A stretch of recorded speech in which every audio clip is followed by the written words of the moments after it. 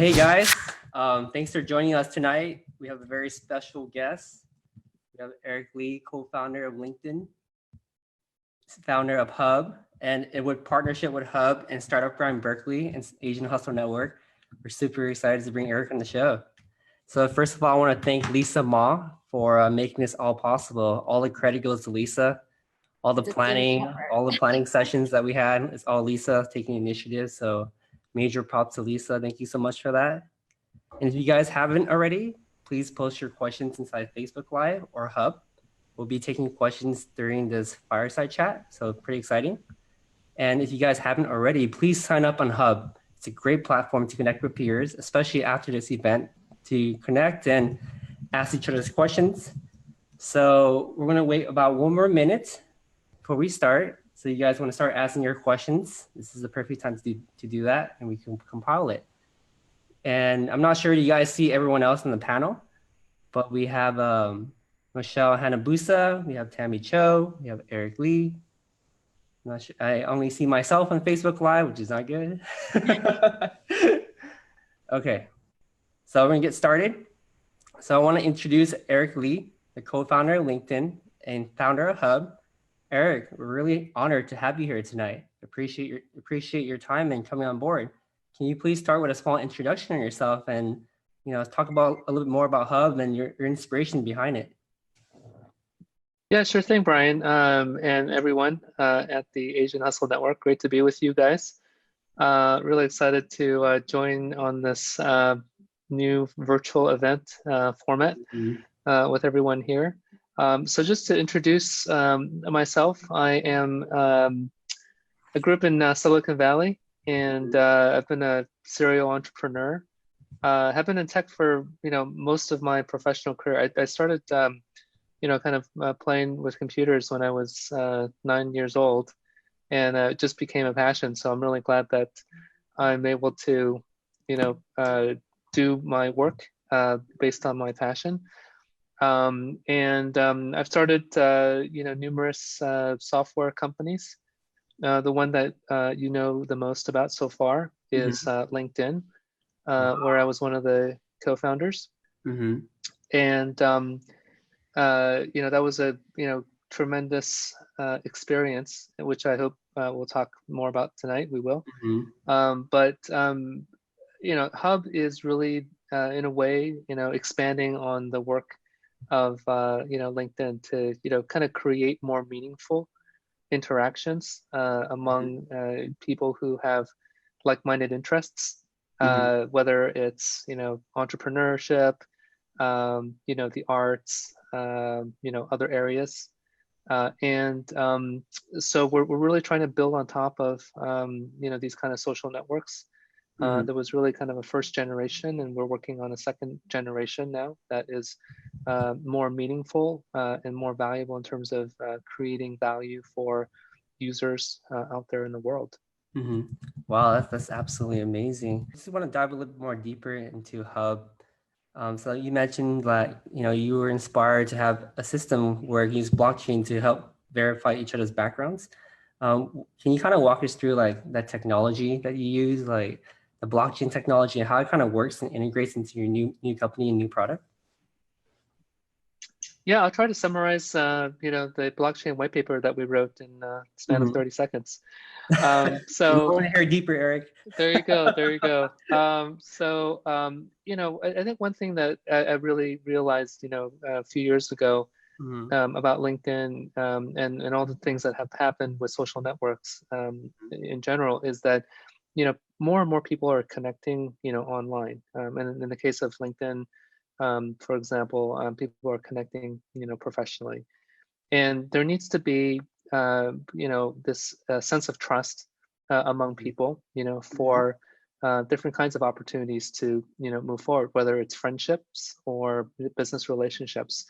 And that was something that, I realized was maybe an opportunity to improve upon in terms of, today's existing, platforms. So while people make it, have an easy time to, get in touch with each other, there still needs to be the spaces of, trust. And that's where the blockchain, really did, come in, because in the area of blockchain projects, there's this really large area that is going to be emerging in the next couple of years Mm-hmm. called digital identities, or in the blockchain space, decentralized identities. And it's really about having a more authentic identity, having verified identities, and also identities that you can take with you Mm-hmm. from one community or platform to the next. And there's some really elegant ideas that I think the blockchain technology is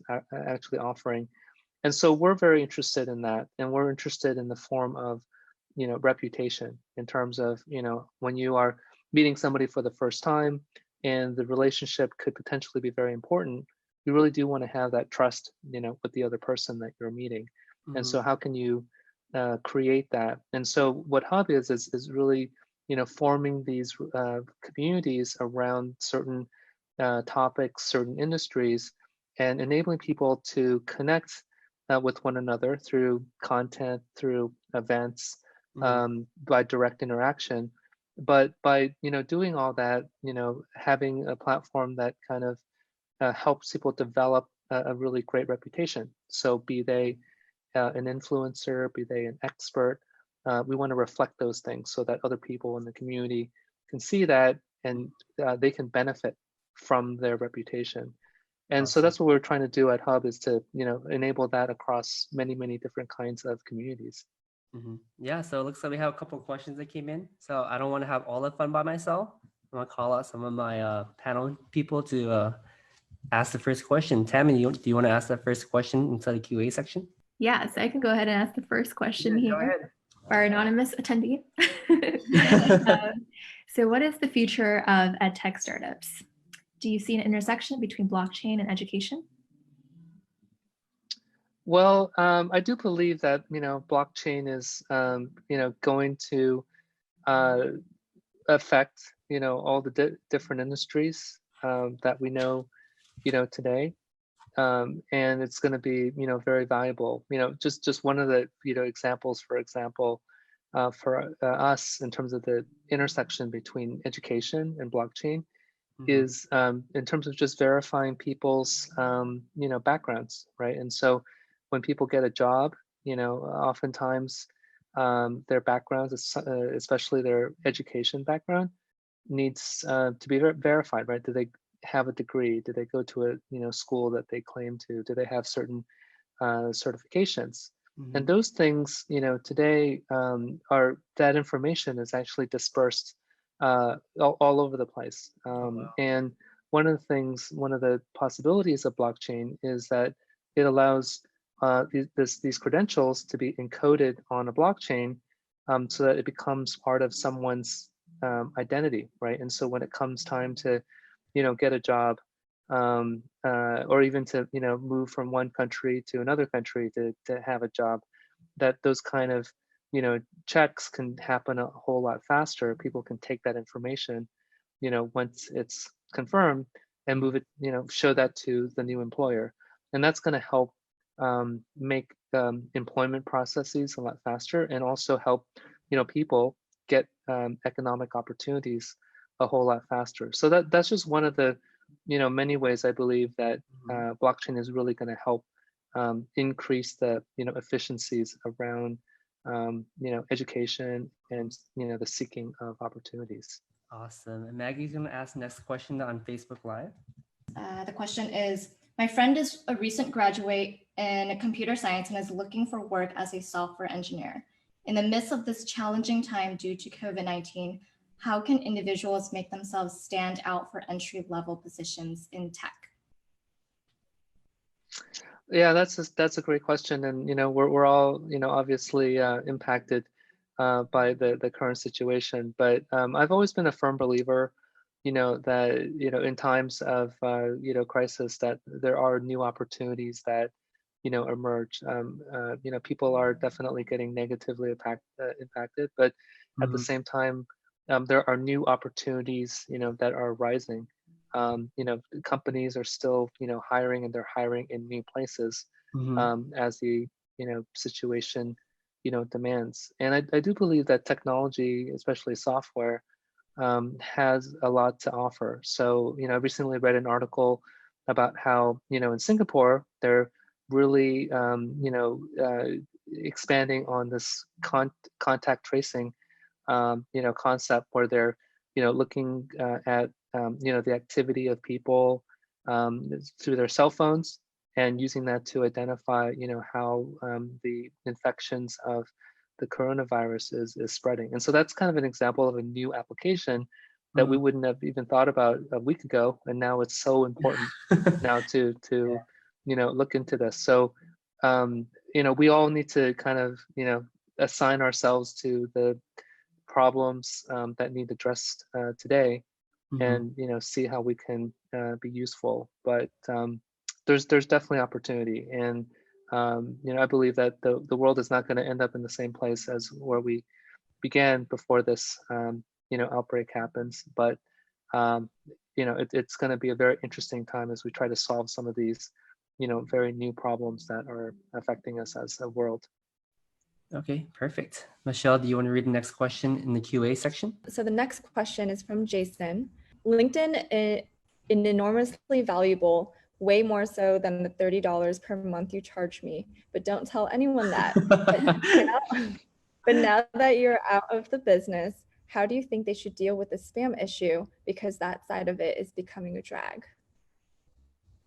Yeah, thanks for that question. And, by the way, I've heard perhaps all the positive things that has been said about LinkedIn, as well as maybe all the negative things or challenges that have been said about LinkedIn, as well. And I think that there are possibilities for a platform like LinkedIn to be enhanced in certain ways. I think by and large, LinkedIn has proven very valuable, and I'm very fortunate to have been a part of it. But you're right. I think one of the things, about LinkedIn and other social networks is that it is very easy to become friends with other people, right? To the extent that a friend on a social network doesn't have the same meaning as a friend in the real world. And so same thing with, contact and that sort of thing. And I think that this shows an opportunity that we're trying to solve at Hub, actually, is to, assign some kind of value to people contacting each other or being contacted.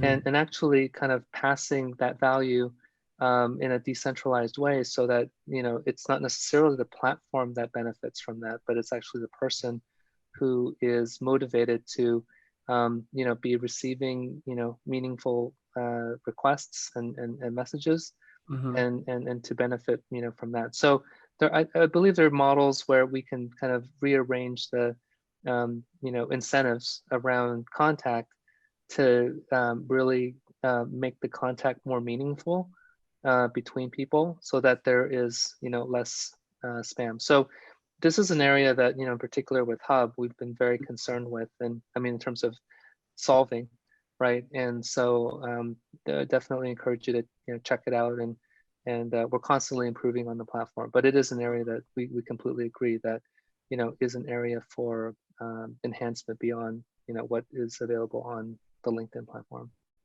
That's a great answer, Eric. So you guys, please sign up for Hub. It's an awesome platform. Thanks. So the next question is by John Kim. Has your roadmap for a Hub accelerator or any specific areas of product development has been reprioritized as a result of the COVID-19 outbreak? And what is the new normal for like the correctness part? Is there an answer there? Yeah, I can take a shot, for that. So, we obviously can't get together, as we'd like to, and I really believe in the value of, people getting together, in events, and we believe that there's a strong link between, events and communities. And given that we all can't get together today, we've been getting a lot of requests about so-called virtual events. And so this is one of those. We're having a virtual events, but there's a lot of people, who run traditional events who've been very interested to get into virtual events. And some of them even believe that this, could be the new normal. And so we've been trying to do everything that we can, with our hub platform to better support virtual events, right? And we do believe that this is going to be a new format that's going to be very useful. It has a few advantages that live events don't have. One is that it's easier for people to get together, right? They don't have to travel and get a hotel and suffer from jet lag, all that sort of stuff. And then the other thing is that, we're just doing it here, where, we have a global community who is participating in this. And that's, impossible to do with a live event. And so we're seeing some benefits, some true benefits from this. And so that's why we believe it's going to, be a new form that's going to be very effective. The live events are never going to go away. And I really, still believe in those. But we're going to see a combination. And, we want Hub to be, right there in terms of, supporting not only live events, but especially the virtual events. And that's certainly something that has come up, very recently for us because of this COVID-19 situation. That's awesome. Yeah, I mean, given the whole COVID-19 outbreak, we have been shifting a lot more to virtual conferences. And it's great that you guys already kind of position yourself in that way, so we could take advantage of, living this new normal that we're on right now. So major props to that. So the next question, Tammy, are you ready? QA? Sure. All right, so I'll ask a question from Car. What are the biggest challenges you see in the emerging virtual and work from home environments? How do we overcome those and simulate the intimacy of in-person meetups? Wow, great question. Can we hire you to help us figure that out? My friend, by the way. I mean, it's frankly a great question. And I see some questions about using VR and XR tools. That might be part of the answer as well. To be honest, I think we're all still kind of figuring that out. I think one of the ideas is can we simulate some of the activities or aspects that go on in live events in the digital realm. So here right now we're sharing a discussion, an AMA, with a wide audience. We're going to go into breakout rooms pretty shortly. But there's another aspect of live events that is very interesting, which is that kind of one-on-one interaction that we have with each other that leads to really valuable relationships. And that's something that is also very important to us as well. And so we've been trying to have those meaningful connections between one person and another. And that's something that we want to support better as well. So all the different aspects of these live events, if we can bring them over to the digital realm, that would be awesome as well. One of the things that we've been working a lot with, especially Lisa in recent days, is sponsors are an important part of events, and how can we carry sponsors into the digital realm as well and give them visibility to audiences. Yeah. So. And for those guys on Facebook Live, if you guys can join Zoom real quick on Hub, we're going to do a breakout session via Zoom. You guys can do a quick networking event with each other. Just really embrace the new normal, right? So we're going to offer you guys opportunity to network around virtually and find people in your particular industry that you want to meet, network, and ask questions with. So that's good. Hey, Maggie, you want to ask a question from Facebook Live? Yeah, we have a question from Ben Cannon, and he says, Eric, with the world discovering we can work from home this entire time, do you think society will continue to embrace a new way of production? What kind of emerging productivity tools do you foresee? So ironically, in times like this, it is really those companies that are working on tech platforms that enable us to connect digitally that are really seeing a lot of interest, right? And so I've been on Zoom almost continuously the last week since we've been sheltered in place here in California, using my AirPods continuously, as well. So, and I do believe that there are kind of new forms to come as well, in terms of technology supporting us to connect digitally.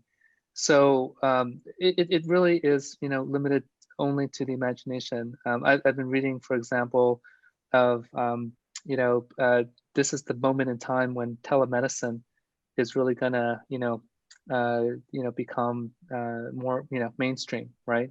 Because now doctors and patients can't be co-located, that sort of thing. So telemedicine is becoming very important as well. So I think we're just going to see opportunities, not only in kind of the spaces that we're using, that we're used to today, but also in different domains. We've been talking to a lot of folks who are turning their restaurants into delivery outlets, right? Instead of having people eat food in their restaurants, they're delivering out there as well. They're doing tremendous hiring because of that. So I think we're going to see tools that support all those different possibilities, and we're learning through this in terms of the new opportunities that exist for technologies to support those kind of new use cases. Definitely, and we'll pick up a question that so we can learn a little bit more about you. So, what is your motivation and your why? Like, what's the main reason why you do the things you do? Well, I've always been a creator. I think people want to make their mark in the world in their own unique way, and I've always been someone who likes to create things and bring value to other people. And so I happen to do it with software, and that's been my passion. So I'm very fortunate in the sense that I get to do something that I love, and hopefully that makes me decently good at doing those things. And I would love to continue to do it as long as I can. So it's really as simple as that. And no other really kind of ulterior motive, if you will. That it's awesome. So Yeah. Maggie, you want to read a question? Yeah, let me ask the next question in the Q&A section. So it says, question for panel. I had several final round interviews the past few weeks that have taken longer than usual to get back to me on decisions or next steps.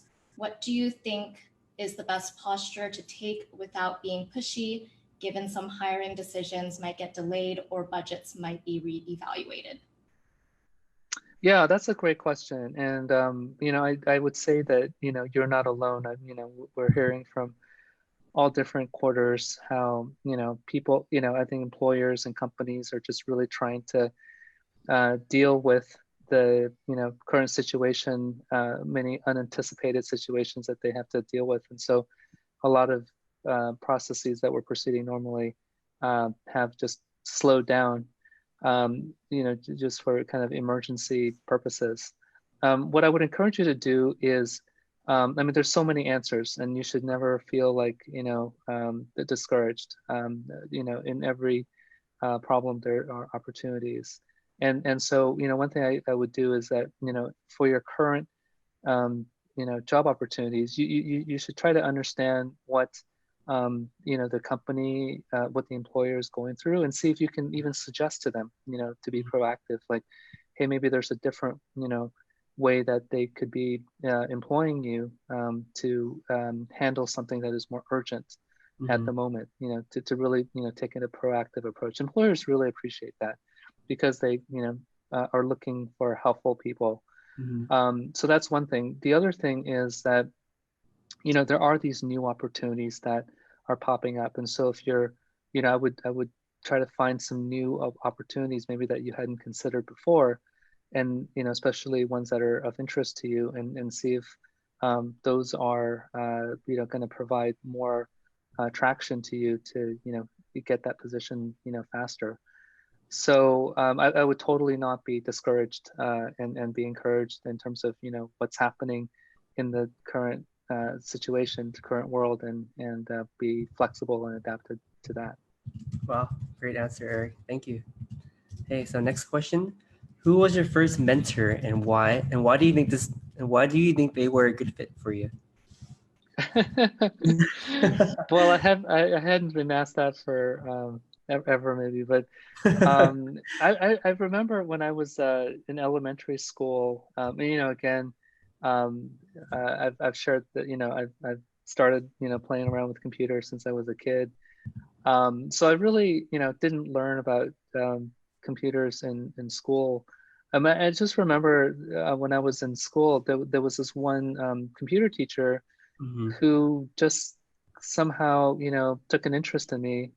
And I guess I was playing around with the computers in his lab, and he kind of took me aside and said, hey, you really seem to have a passion, and if not a talent for this, and I'm really going to watch out for you. I'm really going to find some opportunities for you. And it was really special that he recognized that and did that, because I felt like all the effort that I put in up until that time. I mean, I was doing it for myself, but it was great to have some recognition for that, and that really encouraged me to continue on and try to work even harder, improve myself to do even better in this kind of field.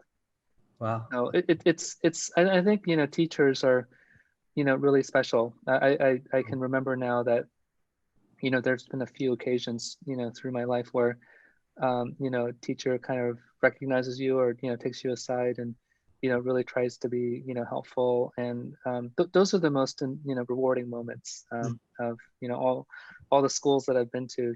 Those are the occasions that I really remember the most and treasure the most. That's great.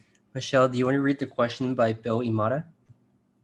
Yes, sure. So the next question is: the rise in COVID-19 cases around the US and even around the world has been tied to a rise in hate crimes, bullying, and discriminatory actions against the individuals of Asian and Pacific Islander heritage.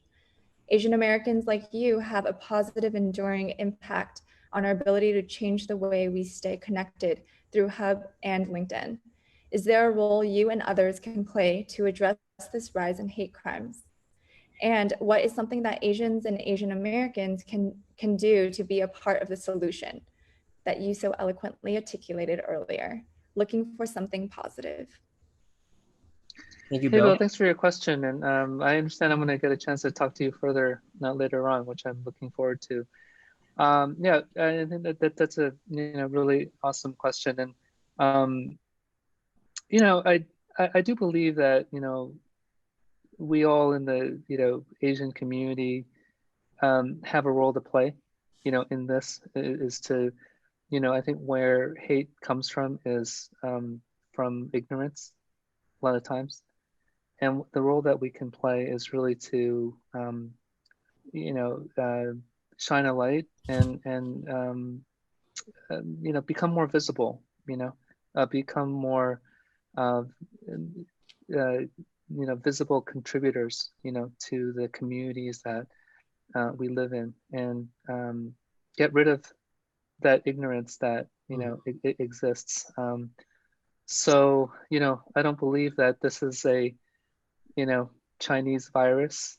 I believe that this is just a situation that we all in the world have to be dealing with. And to the extent that we can get out there and show people of other ethnicities that we're just people too. We have our dreams, we have our challenges, and we're just like every other normal people. I think that's going to be the way to a better future. And so we all have responsibility to reflect that to the communities that we live in. And and I hope we can all do more, Yeah. in that area. I love that answer too. So about 15 minutes, we're going to talk about our campaign. So Hate is the Virus campaign that Michelle, Tammy, and I will be talking about. But we're just trying to do our part too to make that influence and that difference to stop all the racism and xenophobia that's going on in the world. Okay, we'll continue. How was your early days? How has your early hub startup journey been different or similar to your early LinkedIn startup journey? What are you enjoying / appreciating more this time around? Wow, you really want to get into that, huh? I'm not asking if his members are. I mean, these are all really good questions. I mean, I think there's, at LinkedIn, I was a co-founder, and Reid Hoffman, who I have tremendous respect for, was really the main founder, and there is a big difference, right, between being one of the people around the table versus being kind of the main person, right? Like at Hub, I'm essentially occupying the role that he had at LinkedIn, and I don't think I fully appreciated that, until I kind of got into the role. And so what I've learned over the years is, since LinkedIn, is that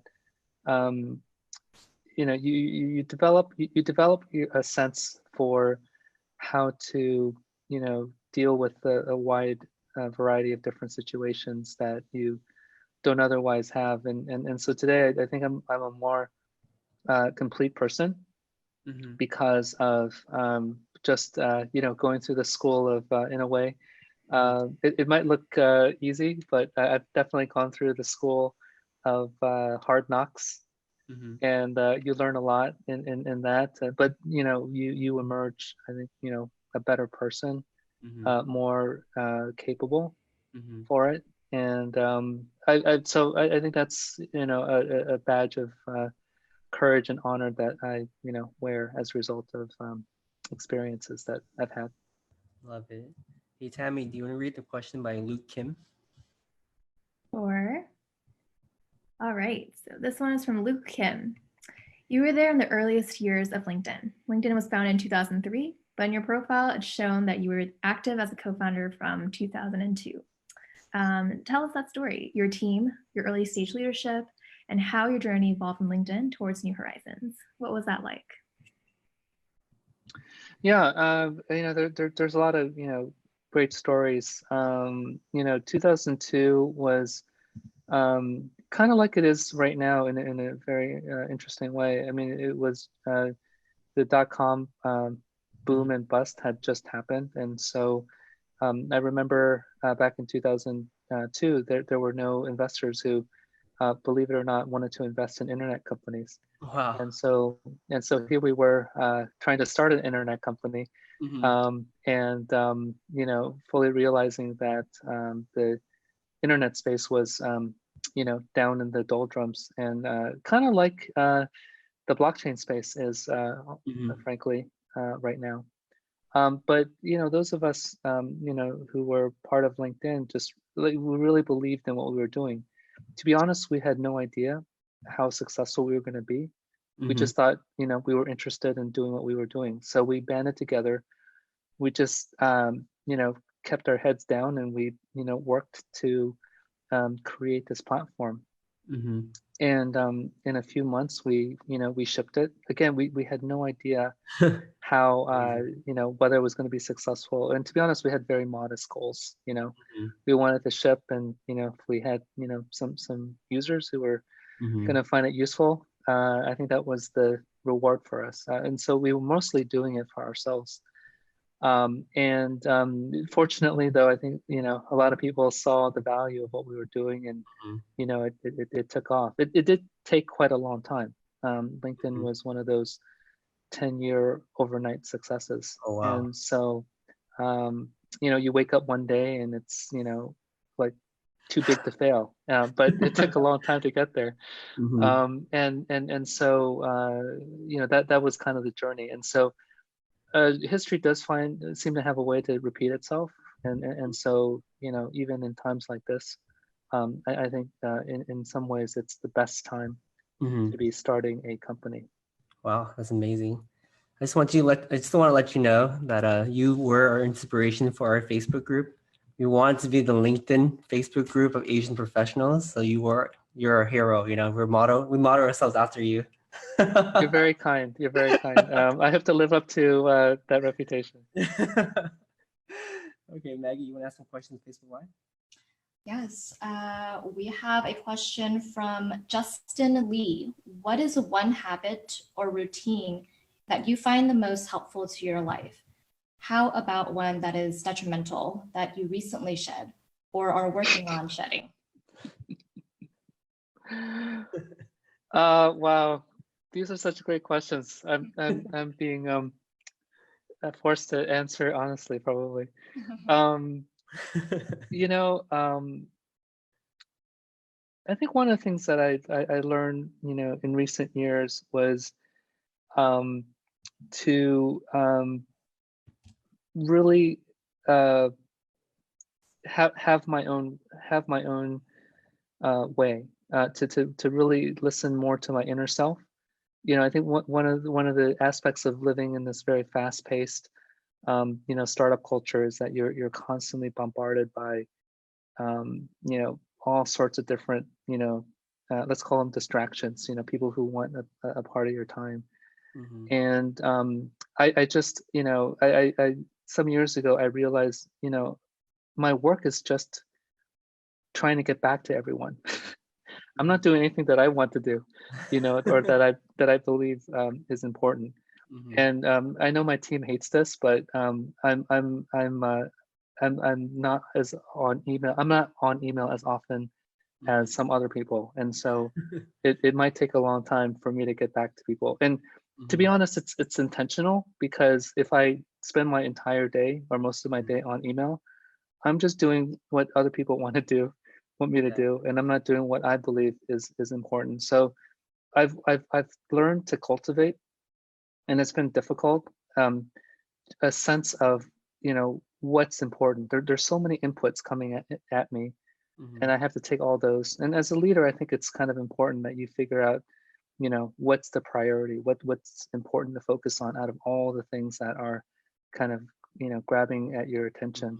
And so I try to cultivate that sense of just figuring out among all the demands what is really important to focus on. And I hope that because of that, I'm adding more value to the company that I'm working with, the team that I'm working with, and so that's something that I've done. I've also learned the importance of just being actually well rested, and being able to focus. I mean, it's more of a physical and mental thing, but you can't make good decisions. You cannot make good decisions when you're tired, or when you're overworked. And I used to do that, much more when I was younger. I would, as they say, I would burn the candle from both ends. And I think there are limits to that. So I try to live, a somewhat more balanced life. People around me would say that I'm not actually doing that. I'm actually still burning the candle from both ends. But at least for me, I'm taking more of a measured pace, in terms of working, which I believe is actually helping the people around me. I like that a lot. Sometimes you have to focus on yourself first in order to help more people, and that feels like that's exactly what you're doing. All right. Yep. Appreciate that. So next question: for each of the companies that you started, how did you know the time has come on? How do you know wait, hold on. How did you know when the time has come to move on from one opportunity to the next?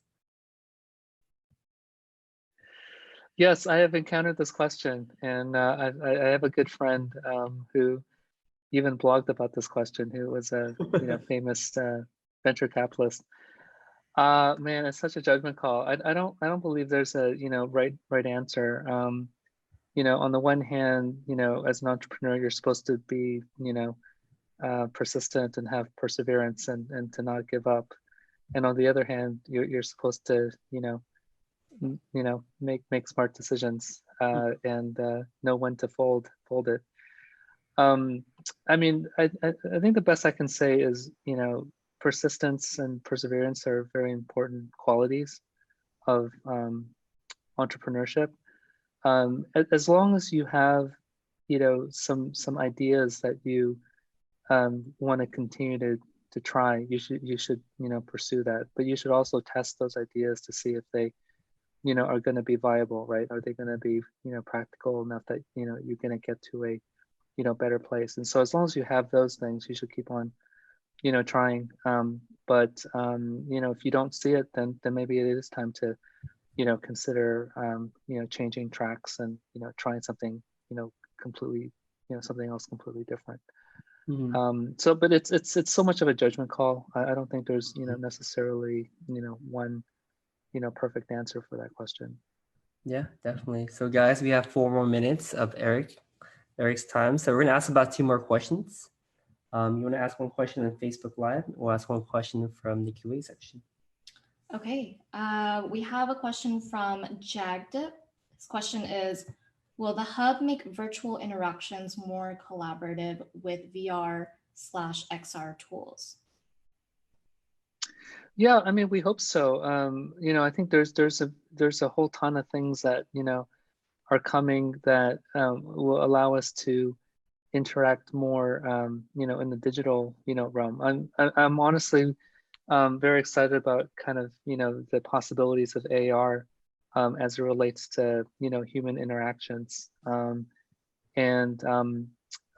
this kind of whole situation that we often find ourselves in, where we're at we're meeting somebody, we don't know them that well, and maybe we don't remember their name, and maybe we don't even remember how we met them in the first place, and so to be able to have a augmented reality where we can pull up that information really allows us to really take advantage of the moment, that when we're talking to somebody, and we can make that time more useful. And so we've seen that opportunity at events, and I would argue that that's going to come in a virtual scenario as well.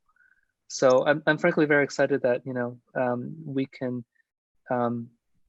facilitate some of those technologies, and we hopefully will be inventors of some of that technology as well.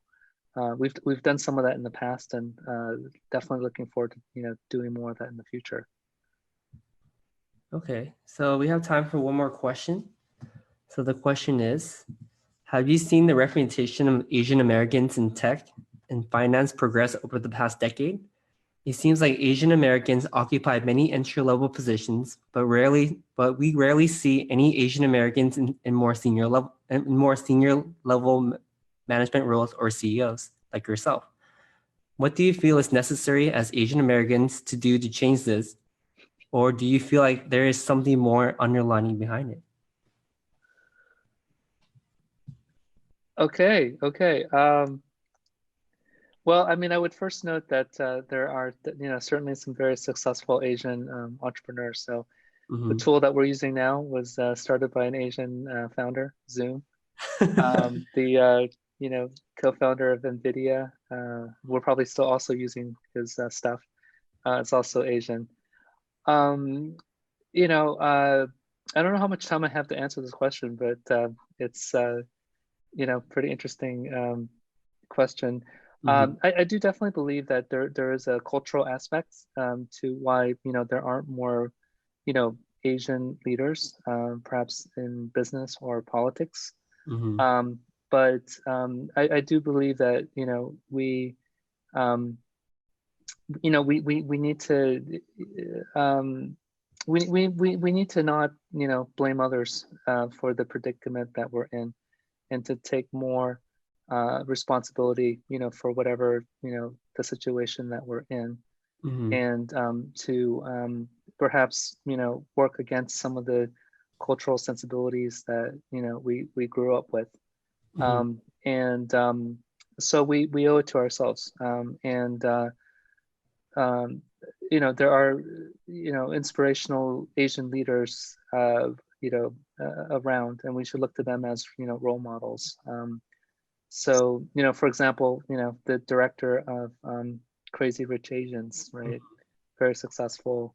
And, we can be inspired by people like that. So I think it's within us to, take more leadership positions, and we ought to, have more risk taking out there in the world. Awesome. Thank you so much for that answer, Eric. Hey, so we actually hit our time limit of 45 minutes. We want to thank you again for your time and being on the AMA. This is our first virtual event as partners together, so I appreciate this partnership a lot. Thank you so much. But Thank you, Brian, and everyone for having us and working with us on this event.